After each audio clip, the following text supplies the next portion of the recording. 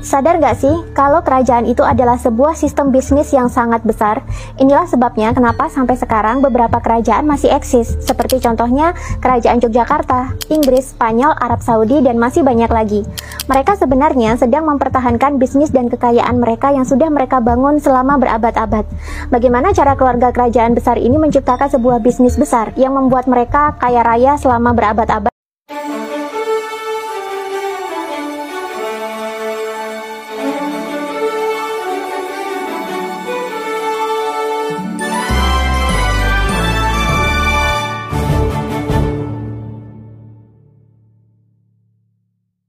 Caranya adalah dengan membangun peradaban.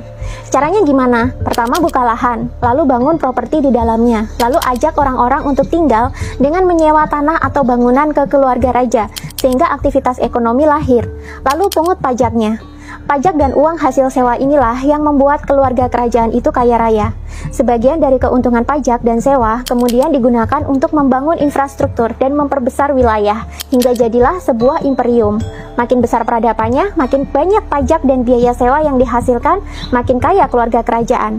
Sejak dulu leluhur kita sudah paham dengan sistem bisnis yang begini. Ketika lahan di wilayah mereka sudah mentok, maka ekspansi ke wilayah lain pun dilakukan. Penaklukan pun terjadi. Semakin luas wilayah yang berhasil ditaklukkan, maka semakin banyak potensi pajak yang bisa diambil. Terlebih, bila di wilayah tersebut sangat subur dan kaya sumber daya alam.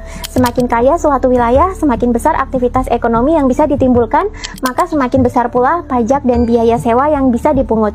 Itulah kenapa kerajaan-kerajaan dulu suka melakukan penjelajahan dan penaklukan. Karena yang dicari adalah peningkatan keuntungan dan kekayaan. Membuat dan memperluas peradaban adalah sistem bisnis yang brilian dan bekerja selama 24 jam 7 hari. Sejak dulu leluhur kita sudah memahami sistem bisnis yang seperti ini.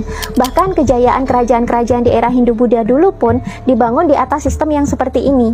Sekarang sistem bisnis yang demikian juga diadaptasi oleh pebisnis-pebisnis lain di banyak belahan dunia. Bahkan ada pebisnis yang sengaja menciptakan suatu sistem di mana mereka bisa memberikan hutang kepada pemimpin kerajaan dan negara bisa membayar hutang tersebut menggunakan pajak. Awal mula jumlah yang dipinjamkan itu kecil, tapi lama-lama semakin besar dan semakin besar, hingga akhirnya si pebisnis uang ini mampu menguasai keuangan di suatu kerajaan dengan cara menerbitkan uang sendiri dan mengendalikan pajak mereka. Inilah sistem bisnis yang kini menjadi kendali swasta di pasar modal, yang awal mulanya diprakarsai oleh keluarga bankir Yahudi terkenal, Rothschild. Dan sampai sekarang sistem ini masih ada. Barang siapa yang bisa mempraktekkan sistem ini, maka ia akan menjadi elit 1% yang menguasai negara tersebut. Pemerintah jadi tidak penting lagi karena kontrol ekonominya ada di swasta. Nah, hutang berpotensi semakin membengkak ketika perang pecah, karena perang adalah generator uang yang cepat. Indonesia pun tak luput dari sistem perbudakan yang seperti ini. Bisakah kita keluar dari matriks yang mereka buat sejak berabad-abad silam? Kalian bisa keluar dari matriks atau sistem yang sudah mereka rancang untuk memusatkan kekayaan dan kemakmuran hanya di puncak piramida mereka saja. Caranya adalah dengan meningkatkan level kesadaran kita masing-masing. Ketika kalian mulai meningkat kesadarannya, dengan sendirinya kalian bisa menemukan cara-cara untuk bisa keluar dari sistem perbudakan ini. Nah, jika ini dilakukan secara kolektif, maka bisa jadi bangsa dari timur seperti Nusantara contohnya bisa meruntuhkan sistem mata satu di puncak piramida sosial milik elit 1% ini, dan kemakmuran bisa diusahakan agar merata. Inilah yang sebenarnya ditakuti oleh elit-elit 1% ini, yakni ketika peradaban timur mulai bangkit dan mulai menyadari bobroknya sistem keuangan yang mereka bangun selama berabad-abad.